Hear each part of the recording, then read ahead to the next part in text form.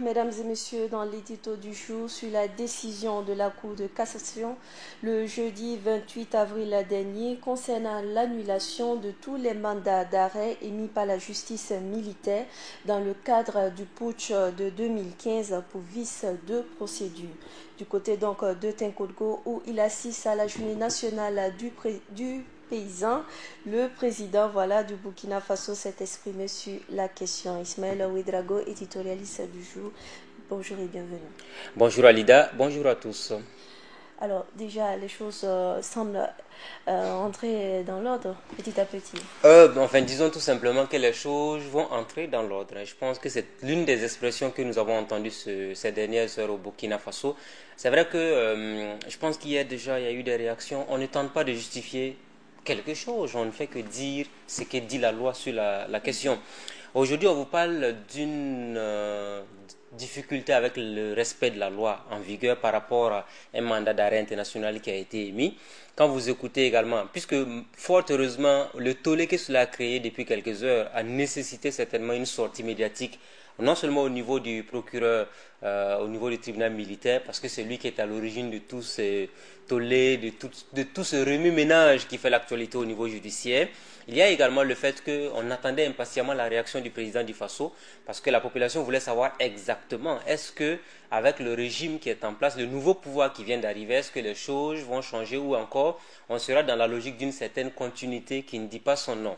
Alors ce qu'on constate d'abord au premier abord, c'est le fait que il y a effectivement une volonté manifeste de revenir ou encore de faire en sorte que les choses se déroulent dans de très bons termes. Parce qu'on a dit tout simplement, ce sont les mandats d'arrêt internationaux qui ont été émis par le tribunal militaire essentiellement concernant le coup d'État de septembre 2015. Ça veut dire que pour ceux qui avaient eu qui avaient cru avoir eu une douche froide de la part de notre justice, ils peuvent se rassurer, les dossiers Thomas Sankara et autres restent intacts. Ça c'est clair et net. Maintenant, revenons donc sur le fait qu'il y a la nécessité aujourd'hui, puisque quand vous écoutez le procureur, le commissaire du gouvernement qui est le procureur du tribunal militaire, il a clairement dit on a annulé dans l'intention de bien reprendre pour que tout se déroule très bien. Alors, est-ce qu'il serait bien pour nous aujourd'hui d'avoir des mandats d'arrêt internationaux qui ont été émis, je dirais, de façon anticipée, donc on n'a pas respecté la réglementation en vigueur, ce qui peut éventuellement poser un préjudice lors du procès, que d'avoir des mandats d'arrêt internationaux qui ont été bien faits, des mandats d'arrêt internationaux qui ont été faits dans les règles de l'art, afin qu'on puisse avoir des procès équitables, des procès qui seront débarrassés de tout soupçon en termes d'influence interne ou extérieure. C'est ça aussi la délicatesse de la chose, parce que ce que je dis hier, je tiens à le réitérer ou encore à le réaffirmer si nécessité il y a, c'est le fait que tant que la procédure n'est pas respectée dans une question judiciaire, eh bien, personne ne va l'accepter. Et vous savez, aujourd'hui, dans les plus grands procès du monde, dans les plus grands jugements, vous allez toujours avoir des avocats, quand ils sont en train de défendre leurs clients, qu'est-ce qu'ils cherchent généralement pour pouvoir obtenir gain de cause? Ce sont les failles de la procédure. Quand il y a une petite erreur dans une procédure judiciaire, pour un avocat, c'est du pain béni en fait. Ça veut dire que tout simplement, si vous avez une procédure judiciaire qui est en cours, s'il y a également des imperfections dans la gestion du dossier au niveau des juges, l'avocat en profite largement et amplement et il peut en profiter tel qu'il puisse arriver à disculper son client. Et c'est ça aussi le rôle d'un avocat, le rôle d'un conseil. Ça veut dire tout simplement qu'aujourd'hui, on est dans une logique de reprendre les mandats d'arrêt internationaux qui ont été émis, notamment contre Guillaume Soro, président de l'Assemblée nationale de Côte d'Ivoire, et Blaise Compaoré, ancien président du Faso, dans ce qui concerne notamment le coup d'État manqué. C'est vrai qu'on attend de voir exactement et dans les faits ce que prévoit le tribunal militaire sur le sujet, le procureur, le commissaire du gouvernement, donc au niveau du tribunal militaire. Comme ça a été promis, on attend de voir dans les faits ce qui va effectivement se dérouler. Le président du Faso a également parlé de séparation de pouvoir. Oui, la séparation des pouvoirs a été consacrée par la Constitution. Vous savez que ça a été l'un des combats les plus intenses qui avait été mené. Rappelez-vous, au temps de Blaise Compaoré, il y avait toujours ce qu'on appelait un super président qui avait pratiquement tous les pouvoirs. On vous dit président du Faso, président du Conseil des ministres, chef suprême des armées, président du Conseil supérieur de la magistrature, médiateur international escalité. Bon, je m'en tiens à ça parce que si on devait citer les titres, peut-être que ça va durer une quinzaine de minutes. C'est dire tout simplement que à un moment donné, on s'est rendu compte qu'il y avait la nécessité d'avoir une certaine séparation des pouvoirs. Et la séparation des pouvoirs, si je ne m'abuse, et je pense que c'est la réalité des faits, les magistrats tout le monde judiciaire a toujours souhaité qu'on ait une séparation des pouvoirs pour qu'on n'ait pas l'immixtion du politique dans le judiciaire. Alors aujourd'hui, dans la réaction du président du Faso à Tenkodogo, il a clairement dit qu'on est dans la logique de la séparation des pouvoirs. Je me rappelle qu'hier, j'en parlais quand il était en Turquie. Il y a cette question également qui lui avait été posée par les compatriotes vivant en Turquie et il avait répondu de la même manière. Si aujourd'hui le président du Faso sort pour dire, c'est un exemple banal parmi tant d'autres, oui, on ne peut pas accepter aujourd'hui qu'on arrête, qu'on retire les mandats d'arrêt qui ont été émis. Vous allez voir tout de suite, on va dire, de toute façon, on s'attendait à ça, on ne peut pas avoir une justice indépendante dans ce pays-là.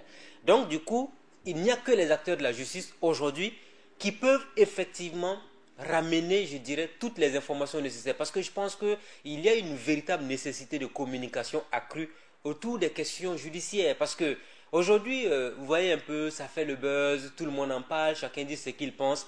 Mais nous ne sommes pas souvent, moi je pense à mon humble avis, nous ne sommes pas souvent logiques dans nos réactions ou dans nos commentaires parce que soit on veut véritablement qu'il y ait une séparation des pouvoirs ou on a l'exécutif qui gère les affaires courantes de l'État, qui n'a pas le droit d'ingérer dans la gestion du judiciaire, tout comme le judiciaire qui n'a pas le droit, bon, ça peut être possible aussi dans certains cas de figure, dans le législatif. On a trois pouvoirs, le pouvoir exécutif, le président, les membres du gouvernement, les institutions, qui ne doit pas s'y dans les affaires judiciaires, et on a également le pouvoir législatif. Et je pense que c'est ce que le président a dit, on ne le défend pas, mais c'est la réalité des faits. Bon, si on le veut, et que je me rappelle bien que quand on a voté la loi sur la séparation des pouvoirs pour dire que le président du Faso n'est plus le président du Conseil supérieur de la magistrature, vous n'imaginez pas combien de personnes ont applaudi parce qu'on se disait qu'à l'époque, parce que quand on a un président qui s'immixe dans les affaires judiciaires, il n'y aura jamais, parce que si c'est un crime d'État, il n'y aura jamais la lumière. On se rappelle des crimes antécédents que le pays a connus. Rappelez-vous des dossiers Norbert Zongo, rappelez-vous des dossiers Thomas Sankara, rappelez-vous des dossiers... il y a eu tellement de dossiers, des crimes de sang qui ont été commis sous l'ancien régime. Donc du coup, on se disait, comme le président du Faso était le président du Conseil supérieur de la magistrature, les dossiers n'ont pas bougé. Maintenant, je pense que si le président du Faso n'est plus le Conseil supérieur de la magistrature et qu'il ne peut pas s'immiscer dans les affaires judiciaires, il n'y a pas de raison qu'on ne puisse pas avoir des procès équitables et qu'on ne puisse pas avoir des juges qui vont bien dire le droit du reste, des juges qui ont de meilleures conditions de vie et de travail. On ne cessera jamais de le dire aussi. Alors, M. Ouedraogo, comment on peut expliquer aujourd'hui la réaction de la population? N'est-ce pas ce manque, cette soif de justice? C'est logique dans un état de droit. Ce n'est pas inné au Burkina Faso. La population est dans son droit. Vous savez que tout ce qui touche au coup d'État de septembre 2015, si le coup d'État a échoué, ce n'est pas parce que des acteurs politiques ont donné leur poitrine.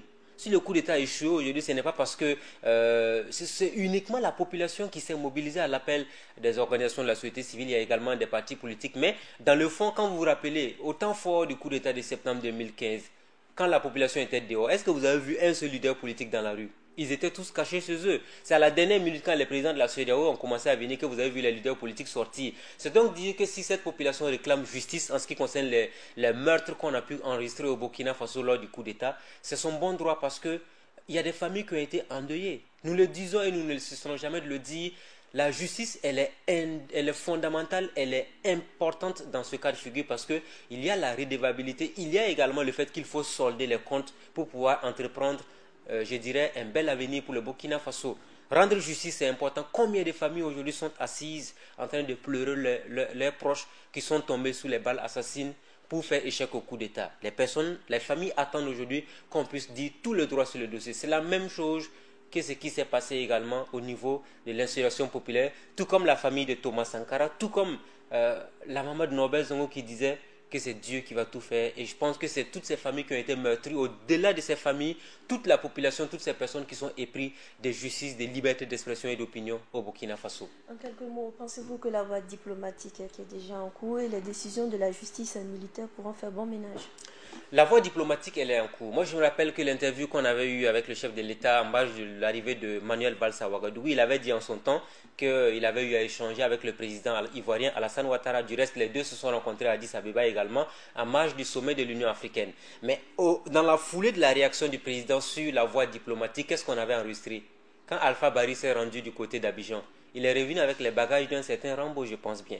Rambo qui l'avait précédé à Ouagadougou. Donc du coup, c'est la voie diplomatique qui doit nous permettre d'avoir les Burkinabés qui sont cités nommément dans les faits de crimes au Burkina Faso qui se retrouvent en Côte d'Ivoire pour qu'on puisse nous les amener, qu'on les juge tout simplement. Pour moi, la voie diplomatique, c'est ça. Mais la voie diplomatique ne saurait être l'alternative pour empêcher qu'on juge quelqu'un qui serait impliqué dans une histoire de meurtre. Ça, c'est pas possible. D'accord. Vous parlez d'autre chose en quelques minutes, en quelques mots plutôt, les enjeux de la JNP 2016, monsieur Dra.